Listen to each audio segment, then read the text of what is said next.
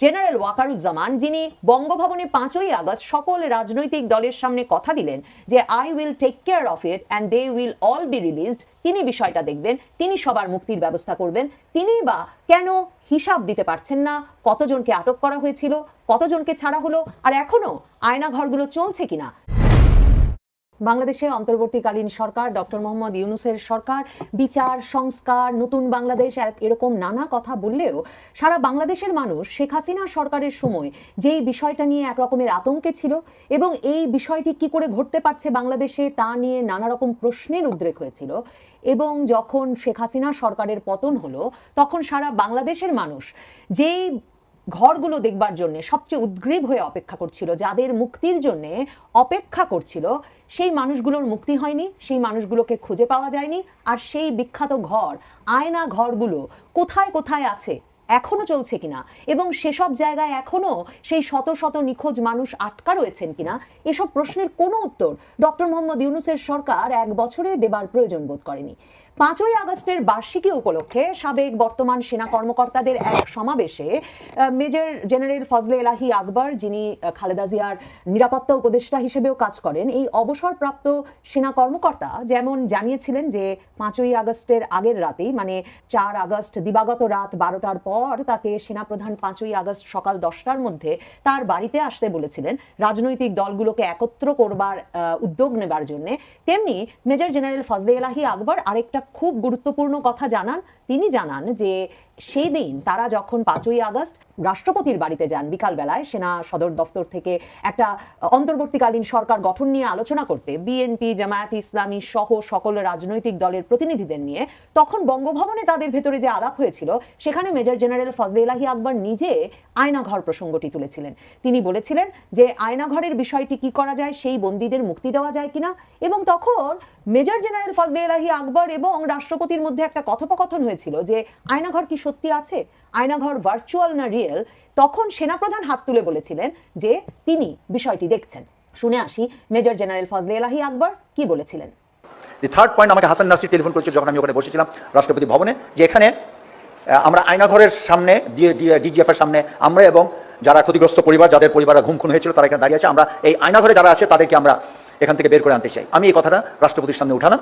রাষ্ট্রপতি একটু আশ্চর্য হলেন, আয়নাঘর বলতে কিছু আছে কিনা।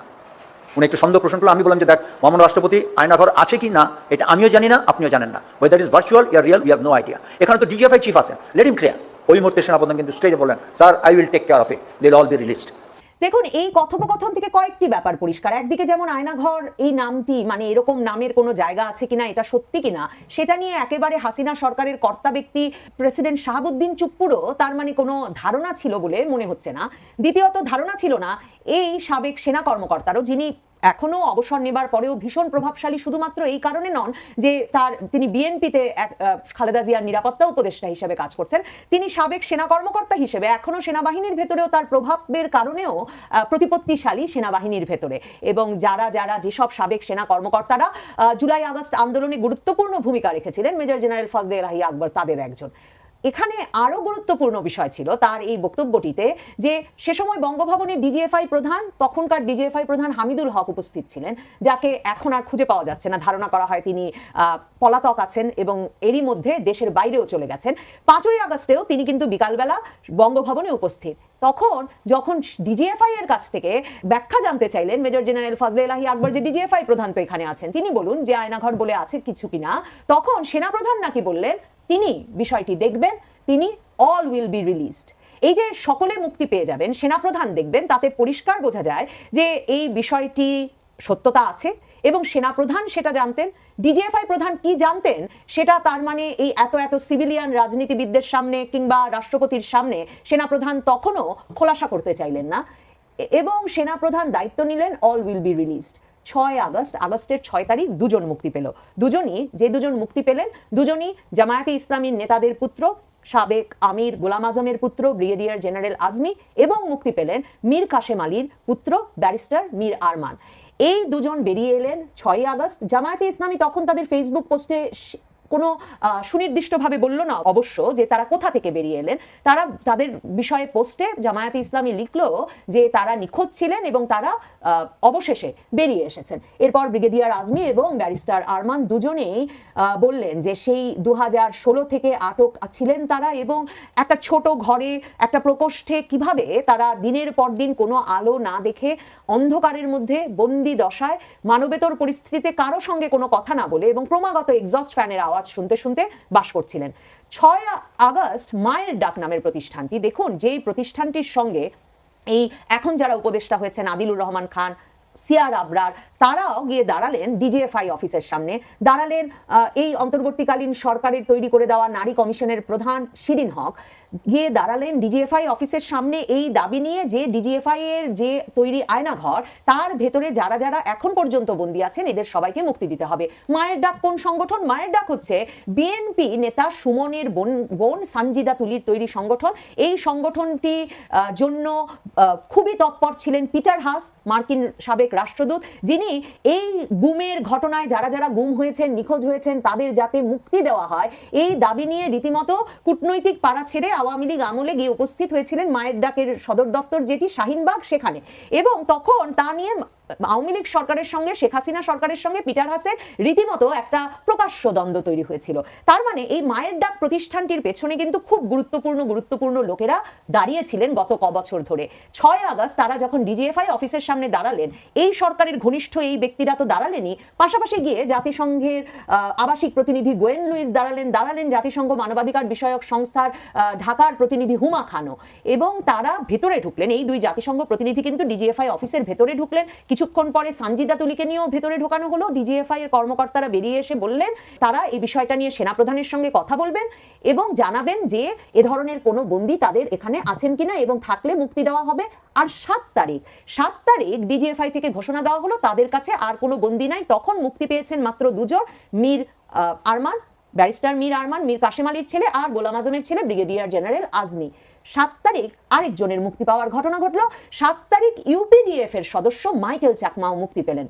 মাইকেল চাকমা হচ্ছে পার্বত্য চট্টগ্রামের সশস্ত্র সংগঠন যারা পার্বত্য চট্টগ্রামের স্বায়ত্ত শাসনের দাবিতে শান্তি চুক্তির বিরোধিতায় আন্দোলন করে আসছেন, সেই সংগঠনের একজন নেতা।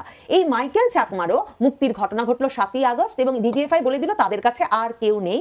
এখন পর্যন্ত মায়ের ডাক যেই তালিকা ডিজিএফআই কে দিয়ে এসেছিল 158 জনের, কিংবা মায়ের ডাক বরাবর বছরের পর বছর ধরে যেই শত শত শিশু, স্বজন, স্ত্রী, মা এদেরকে জড়ো করতেন যে তাদের সন্তান, স্বামী, বাবা এরাও হারিয়ে গেছেন আওয়ামী লীগ আমলে, এদের একজনকেও এখন পর্যন্ত অন্তর্বর্তীকালীন সরকার খুঁজে বের করেনি, কিংবা তারা কোথায় আছে সে বিষয়ে কোনো তথ্য দেয় নাই। দেখেন আয়নাঘর নামটা কোথা থেকে আসলো। আয়নাঘর নামটা এলো নেত্র নিউজের, সাংবাদিক তাসনিম খলিলের সংবাদ মাধ্যম নেত্র নিউজের একটা অনুসন্ধানী প্রতিবেদন থেকে।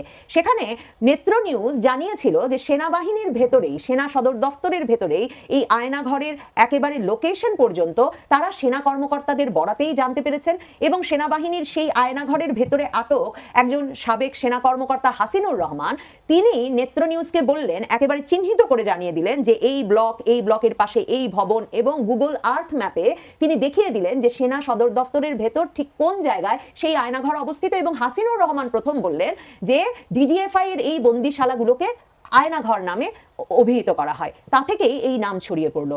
ডিজিএফআই এর ভেতরে সেনা সদর দফতরে জিজ্ঞাসাবাদের নামে, সেনা সদর দফতরে সাক্ষ্য নেওয়ার নামে, আটক করে রাখার নামে যে বিভিন্ন ব্যক্তি আটক ছিলেন সে বিষয়ে তো তথ্যাদি বেরিয়ে এসেছে। মাইকেল চাকমা বলেছেন যে তার ঘরের পাশে যারা কথা বলতেন তাদের কথা শুনে তার মনে হয়েছে এদেরকে কোর্ট মার্শাল করবার জন্য আটকে রাখা হয়েছে।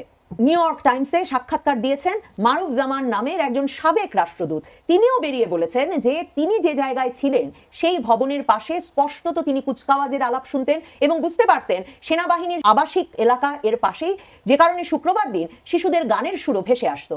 তাহলে ভাবুন তো, সেনাবাহিনীর ভেতরে আর যে এমন কোনো কারণে সাক্ষ্য গ্রহণের জন্য কিংবা কোনো বিপজ্জনক রাষ্ট্রবিরোধী কাজ চলছে সেনাবাহিনীর তরফে এমন অভিযোগের কারণে একে তাকে ধরে নিয়ে আসা হবে না, ছোট ঘরে আটকে রাখা হবে না, কিংবা কোর্ট মার্শালের জন্য সেনাবাহিনী তার নিজের সেনা কর্মকর্তা, সেনা সদস্যদেরকেই এমন কোনো ঘরে আটকে রাখবে না এবং মানসিক শারীরিক নির্যাতন করবে না, এই নিশ্চয়তা কি ডক্টর মোহাম্মদ ইউনূস সরকার দিতে পেরেছেন?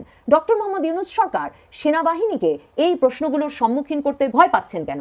কেনই বা জেনারেল ওয়াকারুজ্জামান, যিনি বঙ্গভবনে 5ই আগস্ট সকল রাজনৈতিক দলের সামনে কথা দিলেন যে I will take care of it and they will all be released, তিনি বিষয়টা দেখবেন, তিনি সবার মুক্তির ব্যবস্থা করবেন, তিনি বা কেন হিসাব দিতে পারছেন না কতজনকে আটক করা হয়েছিল, কতজনকে ছাড়া হলো, আর এখনো আয়নাঘরগুলো চলছে কিনা সেনা সদর দফতরের ভিতরে কিংবা বাংলাদেশের নানা স্থানে সামরিক বাহিনীর এলাকায় অথবা আইন শৃঙ্খলা রক্ষাকারী বাহিনীর এলাকায়, এই বিষয়গুলো জানা অত্যন্ত জরুরি।